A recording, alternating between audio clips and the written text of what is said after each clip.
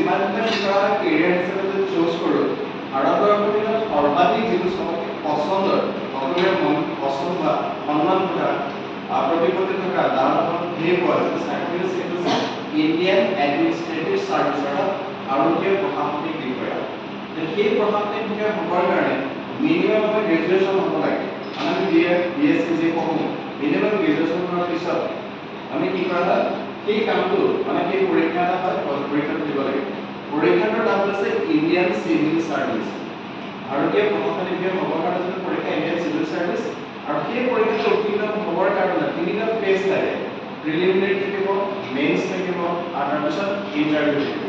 তোমালোকে জানা যে আমাৰ জিলা প্ৰশাসনৰ যিজন মুৰব্বী বিষয়া যাক আমি কি কওঁ বৰ্তমান ডিষ্ট্ৰিক্ট কমিশনাৰ বুলি যাক কওঁ নহয় জানো জিলা আয়ুক্ত বুলি যাক কওঁ ঠিক একেদৰে জিলাৰ যিজন পুলিচৰ শীৰ্ষস্থানীয় বিষয়া IPS অফিচাৰ যাক কওঁ ইণ্ডিয়ান কি হয় পুলিচ চাৰ্ভিচ অৰ্থাৎ এই ইণ্ডিয়ান চিভিল চাৰ্ভিচৰ পৰা তেওঁলোক আহে।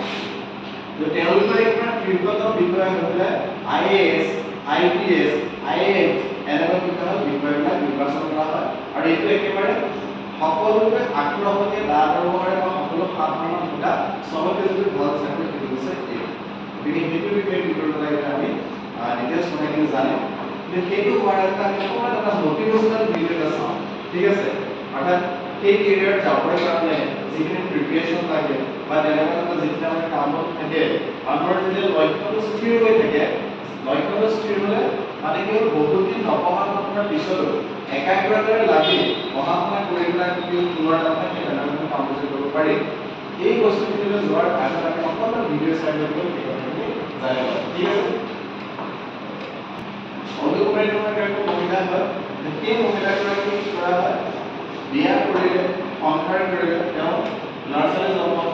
তাৰপিছতে তেওঁ নিজৰ চেষ্টা আৰু একাগ্ৰতাৰ কাৰণে পুনৰ কি কৰা হ'ল 2 বছৰ ধাৰাবাহিক পঢ়িলে তেওঁ কি কৰা হ'ল ইণ্ডিয়ান এডমিনিষ্ট্ৰেটিভ চাৰ্ভিচ অৰ্থাৎ ইণ্ডিয়ান চিভিল চাৰ্ভিচেছ যিটো পৰীক্ষা সেই পৰীক্ষাত তেওঁ উত্তীৰ্ণ হ'বলৈ সক্ষম হ'ল। তাকো ইণ্ডিয়াৰ ভিতৰত 2 নম্বৰ ৰেংক হ'ল।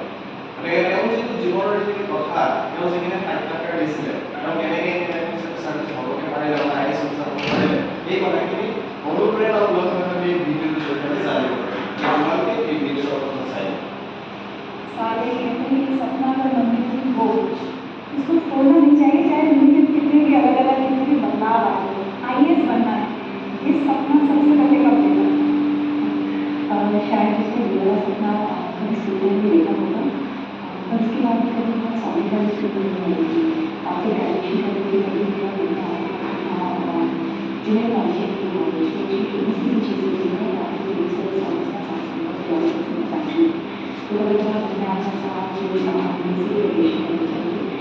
लेकिन उस समय की तो शायद थी स्ट्रॉन्ग थी और ये कॉन्फिडेंस इनका सेल्फ स्टडी हो जाएगा और नेचुरल कंडीशन ऐसी नहीं थी कि I would not have exorbitant coaching तो छोड़ दिया था मैंने मेरा ड्रीम छोड़ दिया था आई को जॉब करना रहेगी टू द जॉब उसके बाद तो मेरा तो 5 साल जॉब करते हुए फिर कभी